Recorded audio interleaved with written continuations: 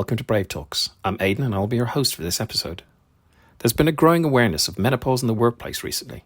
However, it is still a topic that is not widely discussed and can affect women of all ages. In addition, there are several other health issues that women may encounter, and it is essential that these are openly discussed and supported. Today, I'm joined by a panel of three amazing women. So, grab a cup of tea or your favourite beverage. This is Brave Talks. Let's dive in.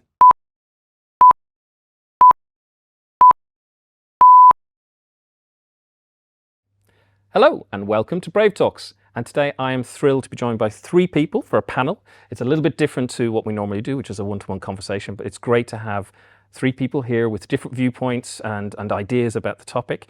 And it's going to be really interesting to have that conversation. So to get started, I'm going to do what we always do, which is to ask you to introduce yourselves. And Kaz, if I can start with you, please, who is Kaz? My name's Kaz.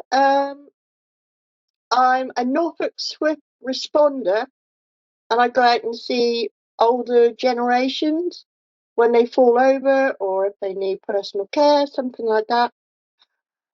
Yeah, that's what I do for a living. Hi, I'm Emma Crosby and I'm a clinical hypnotherapist, and I specialise in helping people with alcohol, and I'm also a freelance marketeer as well. Thank you. Welcome. Hey, Alice Canslow. I'm from IBM, and I've got interest in this topic for a number of reasons. I'm a middle-aged woman, so I've got personal experience of this topic, but also a member of a number of groups within IBM, such as the Connecting Women group and local menopause support groups as well. Oh, fantastic. Thank you very much. So welcome. And Kaz, I'd like to start with you, if that's okay. Would you like to be able to share with us how you've struggled with this as well, how this has affected you and how you've struggled? Right, I was 38 years old, and I got diagnosed with endometriosis. And I didn't realise what it was, not until it started getting really painful. And then I ended up collapsing at work, because then I worked in the Norfolk Norwich Hospital, and I actually collapsed. The manager sent me home, and 2 weeks later I had a total hysterectomy and 5 months off work. It was hard. It was difficult, looking after two kids as well. Yeah, mum-in-law, she came and stayed with us, and she looked after us all, bless her. But then they put me on HRT, which, that was nice. I quite like HRT, until they took me off it 10 years later, and they literally said, you've been on it 10 years, it's possible you could get cancer, you cannot have any more HRT. So basically I went from not knowing much about menopause to all of a sudden being thrown right in the middle of it, like not being able to sleep, hot, cold, tired, mood swings. It was awful, really, really nasty. While you were going through that, obviously you were working as well. Did you struggle with reaching out for help and worry about that being, what's happening with you being seen as a capability issue? Or I was, like I said, I was working in a hospital. I was on my feet all the time. If I was having like bad moments, tropical moments, some people would come up to me and I'd just joke about it because I'd be bright red and, feeling a bit weak. And yeah, I just tried to laugh it off. I didn't want to be seen as the weak person trying to deal with it. So, and I didn't speak to anyone. It was my problem. I was just putting up with it. I mean, that's actually heartbreaking, really, isn't it? That, for me, is a fundamental problem, which is why I wanted to talk about this today and just have this more transparent conversation, that it is challenging. I mean, do you have anything to add in that kind of space? Because I think that's, yeah. Absolutely. I think one of the challenges is some of the menopause symptoms can be kind of perceived as performance issues. Yep. So things like forgetfulness, that brain fog, kind of tiredness, that sort of feeling of being overwhelmed can be associated with poor performance. So I think there's sometimes a nervousness about talking about that, because then perhaps, every time you forget someone's name, or it's like, oh, we all know why so-and-so's forgotten someone's name. So I think there's just a little bit of a taboo around opening up. I do feel it's changing, but it's not changing as quickly as it could. But I think also it's sometimes misdiagnosed, isn't it? The doctors will say, "Oh, you're depressed. You've got chronic fatigue," or something like that. So women can go on another year without having the correct medication that they need. So yeah, it is a challenge. And it's not just limited to menopause, is it? I mean, this is what it's kind of come into the fore, and it's been discussed a little bit more, which is great, and it's really fantastic. I think we will kind of talk about how can we address that, how can we make it easier for people to have those conversations. But it's not just menopause. I mean, there's perimenopause, there's the menstrual cycle, there's all these different things that are not really discussed. I mean, why do you think that is? Is it not just the performance related? Is it just a discomfort in doing that, or just being open? I mean, what do you think has caused that? I think it's such a complicated issue. I think there's probably years and years of history behind this around sort of talking about women's issues more generally. But I think they're just things you just generally historically wouldn't talk about at work. I also think as well, the work pattern that I've had, I've come from a very male-dominated industry, and you're trying to match the males and this, so you can't be seen to be below par in any way, so you'll just mask it, you'll try and kind of knuckle down and crack on, it's okay, I'm just having a bad day. So I think that's probably got quite a bit to do with it, that we're always trying to be and trying to perform and trying this that we need to be this certain kind of person in the workplace. So anything less than that is just seen as a weakness. God, it is. You're right. It is such a complex topic, and I'm not saying we all have to address everything today, but if we can start to have the conversation, I think that's at least helpful. Kaz, I mean, you mentioned having to deal with this, and you also said just get on and deal with it.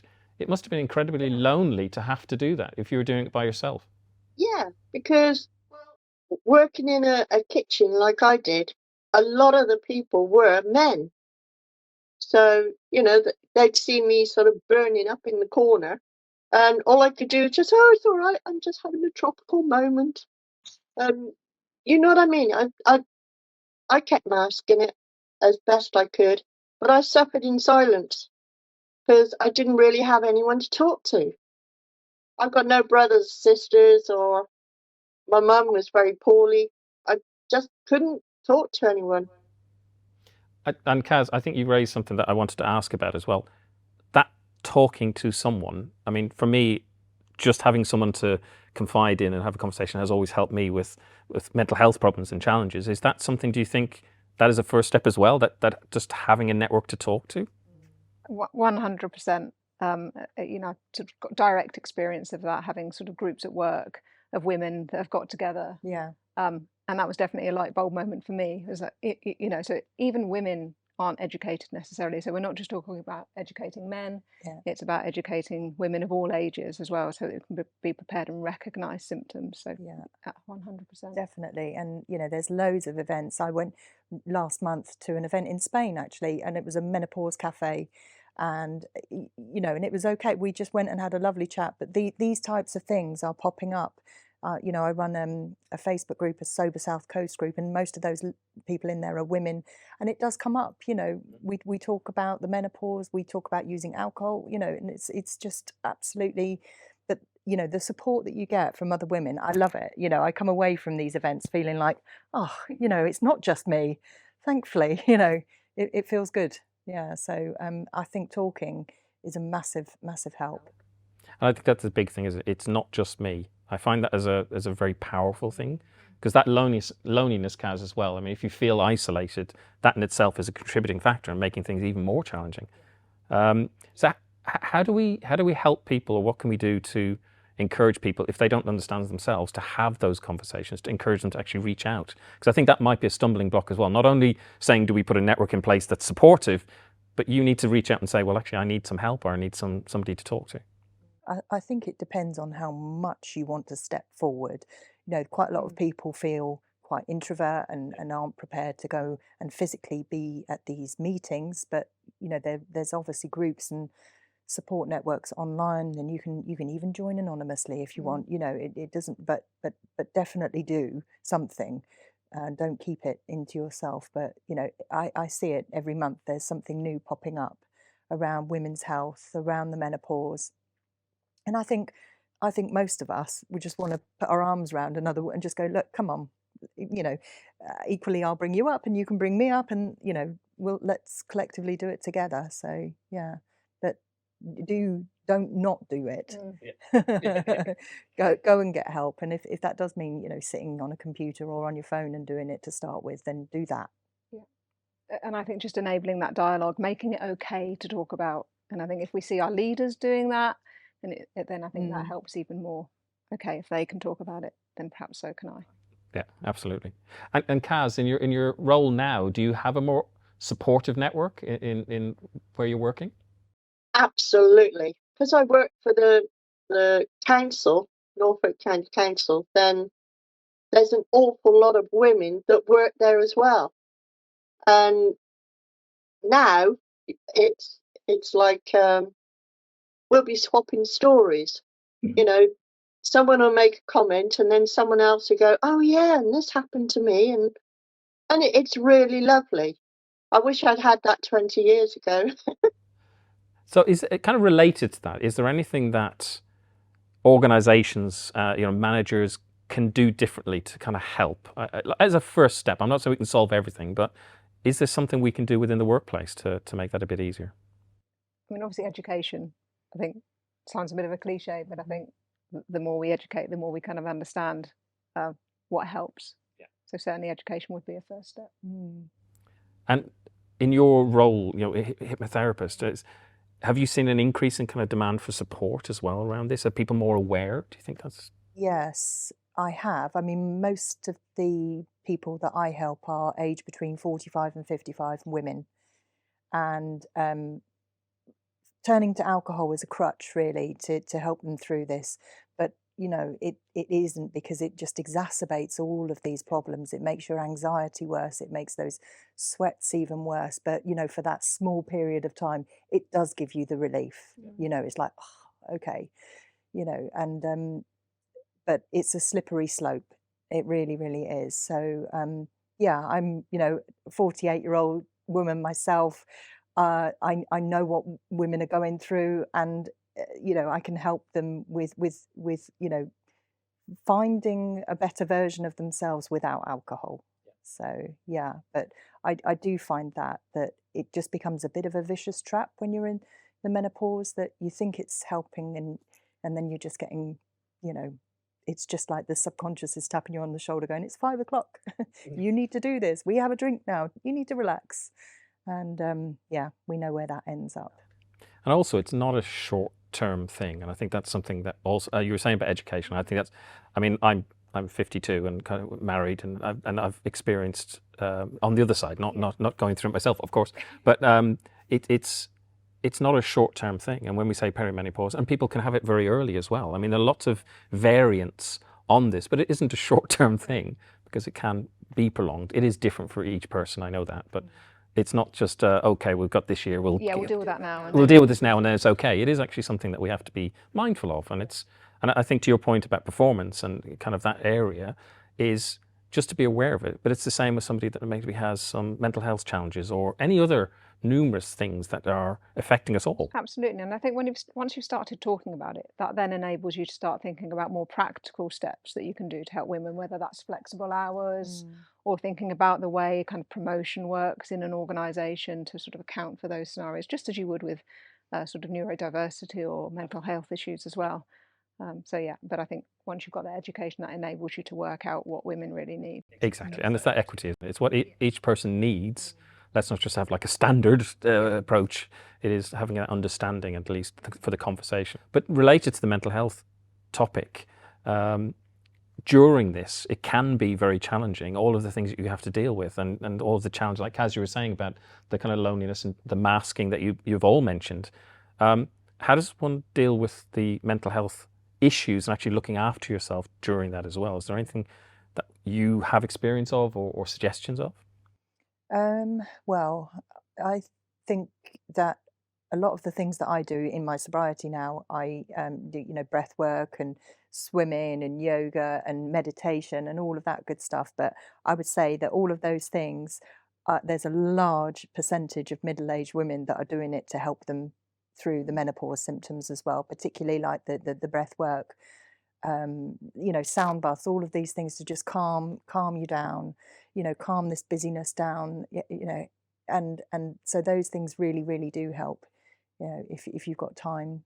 And it's about making that time, isn't it? We're always too busy, right? Always too busy, but you need to carve time out for yourself and say, no, I'm not doing that tonight. I'm downing my tools as mum, as wife, as business owner or whatever, and I'm actually going to take myself off, because we joke about it in the group that I'm in, but we always call it being topped up. You just feel topped up. It's it is an emotional feeling. You just go, okay, right, back on an equilibrium now. I can deal with the week ahead.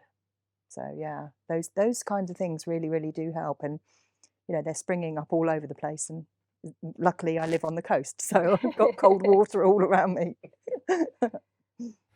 Kaz, is there anything that you've experienced that from a kind of mental health and looking after yourself perspective? I would say distraction from the outside world. I got really into learning to play bass guitar,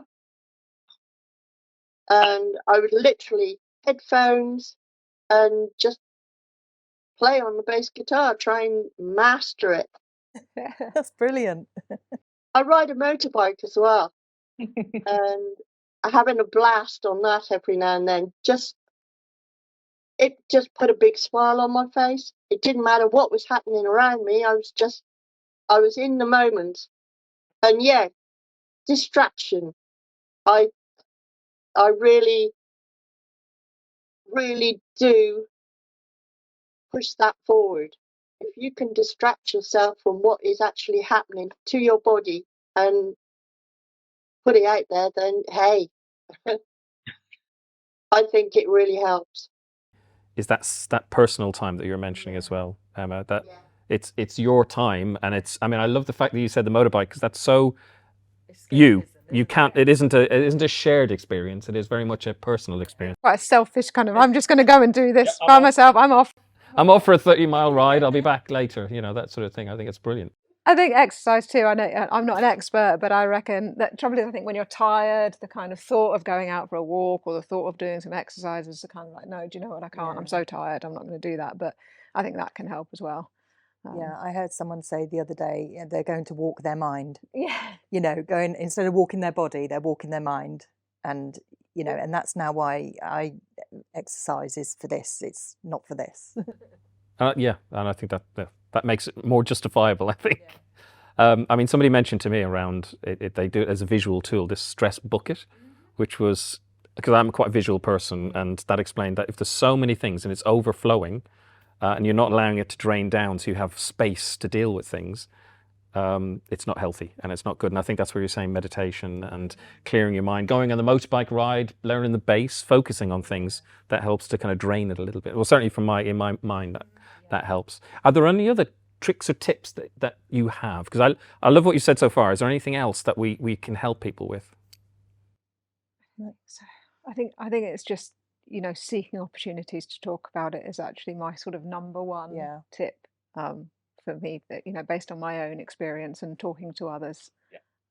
Just kind of being able to talk openly and learn from other people who've either experienced it or have gone through it. It's absolutely my number one. Yeah, that's probably my number one is my network of other women, and knowing that I'm not alone and I'm not going mad. And Kaz, any thoughts on that? Anything else we could do? Just snuggling up in front of the telly with a hot water bottle and watching a good film. Just immersing myself. I'm starting to sound a bit selfish. You need to release, and you need to relax. Absolutely. I don't think doing something for yourself is the same as selfish. It's No, very it's different. not selfish. It's No. selfless, isn't it? Yeah. I think that's the saying. But it's interesting you say that about, like, the television, because I find like the cinema or something like that, where obviously being a hypnotherapist, I'm on about like immersive experiences or just being so focused on something. But something like the cinema where you can just switch off and just lose your mind for 2 hours in a film instead of your thoughts is a good thing to do. So I have heard of women like getting cinema passes and taking that time for themselves. I think it's a good idea. Absolutely, I fully agree. I mean, my mother was very selfless. She gave to everybody for her whole life, and it did not for health. It didn't do her health well at the end. It was very. I could see the repercussions of not taking that personal space, not doing something for themselves, and yeah, it's a sad thing to witness. So I think everything that you said just sounds amazing for everybody. I think it's a common thing that we should do. If you had some advice for somebody that might be struggling, doesn't know who to go to, what would you say as a kind of a message to someone that was kind of in the midst of this or worried about this? Kaz, have you got any message for somebody that might be struggling? Don't bottle it up.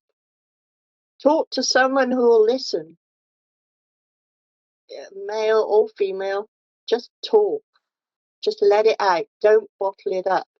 And I would also say, don't just think your doctor is the only port of call. There are so many people now who, independently operate and just specialize in women's health and the menopause. And if you don't want to go down the HRT route, then they can advise you on other alternative therapies, medicines, that are more natural, if that's the route that you want to take. So don't just, if your doctor, I mean, I went and I had, my bloods done at the beginning of the year. I had, I went for a menopause talk with my doctor. I called back for the results, and the lady in reception said no further action. And that was so bang, phoned out, no further action. So, where do I go from there?